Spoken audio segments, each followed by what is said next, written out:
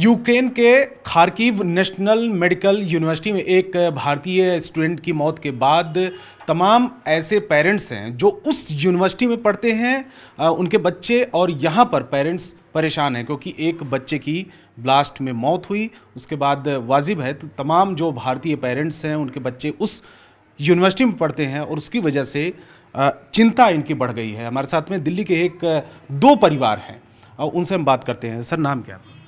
हरीश कुमार शर्मा। बेटे का नाम क्या है जो वहाँ पे पढ़ते हैं? सिद्धांत भारद्वाज। ये सिद्धांत की तस्वीर है, ये वहाँ पर पढ़ते हैं और फर्स्ट ईयर के स्टूडेंट है। अभी 2-2.5 महीने पहले ही यहाँ से वहाँ पे गए यूक्रेन में और दाखिला लिया है। उनसे संपर्क हो पा रहा है? उनसे संपर्क हो पा रहा है, लेकिन सिर्फ व्हाट्सएप पे चैटिंग के थ्रू ही अभी बात हो पा रही है, क्योंकि मेरी कल रात ही उससे बस एक बार वीडियो कॉल हुई थी। सो जब ये अचानक से कुछ ट्रेजिक जब न्यूज़ सबके सामने स्प्रेड हुई थी चैनल पे, तो हमने उससे उस टाइम पे कांटेक्ट करने की कोशिश की थी। तो काफ़ी देर तक हमारा उससे कांटेक्ट नहीं हो पाया था, तो उसके हमारी भी चिंताएं थोड़ी बढ़ गई थी कि वो कहाँ पर है, सेफ़ है, किधर है। तो जब तक वो मैसेज उसने ड्रॉप नहीं करा कि हाँ पापा मैं ठीक हूँ, तब तक हमें बहुत ज़्यादा चिंता थी। हमारा तो सब कुछ ऐसे लग रहा था, शैटर्ड सा हो गया था कि जैसे पता नहीं कहाँ पे क्या है, कुछ समझ में नहीं आ रहा था कि क्या हो रहा है। क्योंकि ये भी पता चल गया था हम लोगों को कि वो खार्किव नेशनल मेडिकल यूनिवर्सिटी का ही छात्र था। और वो जहाँ पे था वहाँ से मेरा बेटा एक्चुअली हॉस्टल में था, यूनिवर्सिटी के ही हॉस्टल कैंपस में था, तो वहाँ से वो ज़्यादा दूर भी नहीं था। तो क्योंकि वो उसने सिद्धांत हमसे बात करके बताता रहता था कि भाई ये ब्लॉक यहाँ पर है, ये ब्लॉक यहाँ पर है, तो ये हमें पता चल चुका था कि भाई वो पास में ही है। तो जब तक अपडेट नहीं आया था तो हमारे लिए चिंताएं बढ़ गई थी। मैम, आपका नाम क्या है? पूनम शर्मा। पूनम जी सिद्धांत की मदर हैं और फोटोग्राफ उनके हाथ में है। सबसे बड़ी बात यह है कि जैसे ही खबर आपको पता चली कि उस यूनिवर्सिटी के एक बच्चे की डेथ हुई वहाँ पे अटैक में, उसके बाद क्या कंडीशन? हम बहुत घबरा गए थे सुनने के बाद। बस हमको ऐसा लग रहा था कि किसी भी तरह सारे बच्चे आ जाएं और मेरा बेटा भी आ जाए। मैं बहुत घबराई हुई थी। जैसे ही न्यूज़ वगैरह देखते थे हम उसके इंतज़ार करते थे कि मेरे बेटे का कोई मैसेज या कुछ आ जाए। मैसेज आता था तब थोड़ा रिलैक्स हमको होता था। क्या कंटिन्यू आपकी बातचीत हो रही है बेटे से? नहीं, कंटिन्यू हो पा रही, कंटिन्यू नहीं होती थी, बट उस मैसेज से होती थी। अच्छा, खाने पीने के लिए या कुछ इस तरीके के इंतजाम वहाँ पे हो पाया है क्या? खाने पीने का था, खाना पीना मिल रहा था उसको। लेकिन अभी क्राइसिस ये है कि अभी उसने 2 दिन पहले बताया था कि खाने की जो जितनी भी इन्वेंट्री है वो धीरे धीरे ख़त्म हो रही है, और पानी का क्राइसिस वो कह रहा था कि हो जाएगा। लेकिन गॉड ग्रेस उस दिन उनको पानी का थोड़ा सा स्टोरेज मिल गया था, तो वो कह रहा था कि 2-3 दिन पानी की दिक्कत तो अब शायद नहीं होगी। लेकिन जो बॉम्ब शेलिंग रेगुलर हो रही थी उससे बच्चे भी मेंटली तौर पे ब्रेक होना शुरू हो गए थे, क्योंकि वहाँ पे बहुत सभी तरह के बच्चे हैं, तो कुछ परेशानियाँ जैसे हल्ला मचाना ये वगैरह जैसे ही कुछ होता था, तो वो बताता था वो मेंटली थोड़ा वो स्ट्रॉन्ग है, और वो हमारे सामने भी कभी अपने इमोशन शो नहीं करता है कि क्या है, जैसे वो तो एटलीस्ट। बट लेकिन जिस तरह से हमारे यहाँ पे अभी हम खुद इतने परेशान हैं, तो हम सिर्फ एक कल्पना ही कर सकते हैं कि वो बच्चे किस ट्रॉमा से वहाँ पे गुजर रहे हैं इस टाइम। मन में तो अब भगवान से तो यही प्रार्थना करूँ कि सब, बस यही प्रे है कि मेरा बेटा आ जाए और सभी जितने भी हैं भारतीय सारे आ जाएं।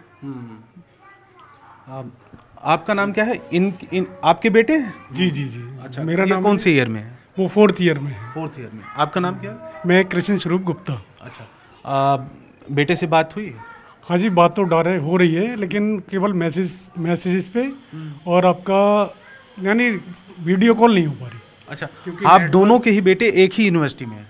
हाँ जी हाँ जी हाँ जी, सेम यूनिवर्सिटी में। अच्छा, खार्किव इंटरनेशनल मेडिकल यूनिवर्सिटी में। तो आपके मन में क्या, जैसे ही वो खबर पता चली होगी, आपने टीवी पे देखा होगा ब्लास्ट में एक बच्ची के, केवल जो डेथ हुई है बच्चे की, हम उसी समय से ज़्यादा टेंस हैं कि पता नहीं बच्चे किस तरीके से रह रहे होंगे और कैसे बेचारे निकलेंगे। उससे पहले इतनी सिचुएशन ख़राब हमें नहीं लग रही थी, लेकिन शायद अब हमें ज़्यादा टेंशन है कि बच्चे किस तरीके से वहाँ रह रहे होंगे। यूक्रेन में जो वहाँ पे मेडिकल की पढ़ाई के लिए तमाम जो बच्चे जाते हैं, आपने भी वहाँ पे प्रेफर किया भेजने, क्योंकि भारत में महंगी होती है, उसकी वजह से आपने किया था? जी बिल्कुल, और दूसरे हमारे यहाँ का जो एजुकेशन सिस्टम है उसके अकॉर्डिंग हमने यही डिसीजन लिया था कि बजाय यहाँ के अगर यूक्रेन हमें मिल रहा है तो वो शायद बेटर ऑप्शन है। फाइनेंशियली पार्ट से भी।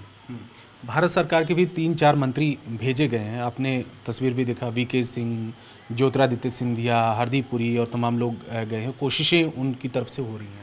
जी हाँ, हमने उनके पोर्टल पे भी अपने बच्चों के सब अपने डॉक्यूमेंट्स वगैरह अपलोड करे हैं और मेरे पास उनके तरफ से जवाब भी आया है, एक पोर्टल से जवाब भी आया है और कुछ गाइडलाइंस भी हमारे को फॉलो करने के लिए बताई गई हैं।